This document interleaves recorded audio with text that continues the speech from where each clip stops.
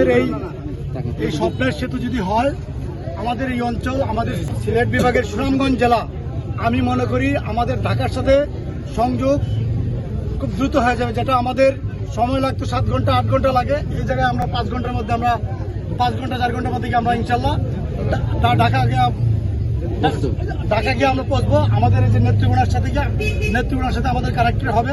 এবং এই সেতু যদি হয়, আমাদের স্থলবন্দর আছে যেমন আমাদের কয়লা, চুনাপাথর, এইগুলি আমাদের এত কস্টিং হবে না, কস্টিং কমে আসবে। আমাদের এলাকার মানুষের উন্নয়নের জন্য আমি মনে করি এটা সবচেয়ে গুরুত্বপূর্ণ একটা সেতু হবে এই সেতু।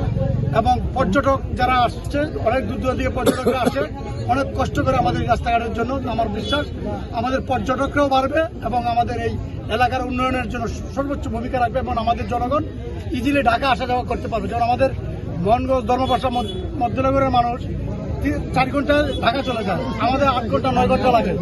এখান থেকে আমাদের মিনিমাম 3 ঘন্টা কমে আসবে এবং সহজে আমরা চিকিৎসা করতে পারবো। আমাদের যাতায়াত ব্যবস্থা ভালো হবে।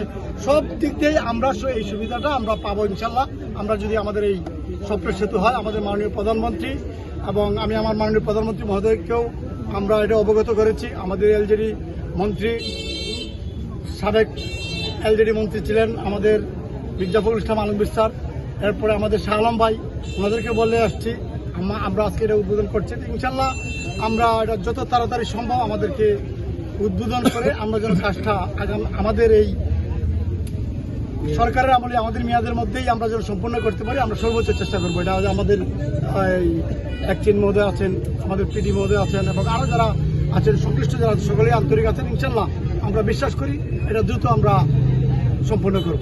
একটা তদন্ত কমিটি করা হয়েছিল যে এটা প্রয়োজনীয়তা আছে কিনা, থেমে গেছিল। তো এটার জন্য আমি আমাদের মাননীয় শিল্পমন্ত্রী মুক্তাদির ভাই এটার আহ্বায়ক, কথা বলেছি, উনি এটাকে পাস করে দিচ্ছেন। খুব দ্রুতই দ্রুত ঠান্ডা চলে আসবে। বাজারের মধ্যে দিয়ে সস্তা বাজার কিংবা জামালগঞ্জে দিয়ে রাস্তা হয় না, ব্রিজ হয় না, আপনাকে বুঝতে হবে। যেমন সুনামগঞ্জে যে সুরমা নদী হয়েছে, শহর থেকে অনেক দূরে এসে হয়েছে। আপনার যেদিক দিয়ে হবে, এই যে দেখবেন আপনাদের শহর গড়ে উঠছে এবং এই দিক দিয়ে আপনাদের যাতায়াতের ব্যবস্থা সুবিধা হয়ে যাবে ইনশাল্লাহ। জামালগঞ্জ, শাস্তা বাজার এবং জামালগঞ্জ উপজেলার প্রত্যেকটা মানুষ এটা সুফল ভোগ করবে।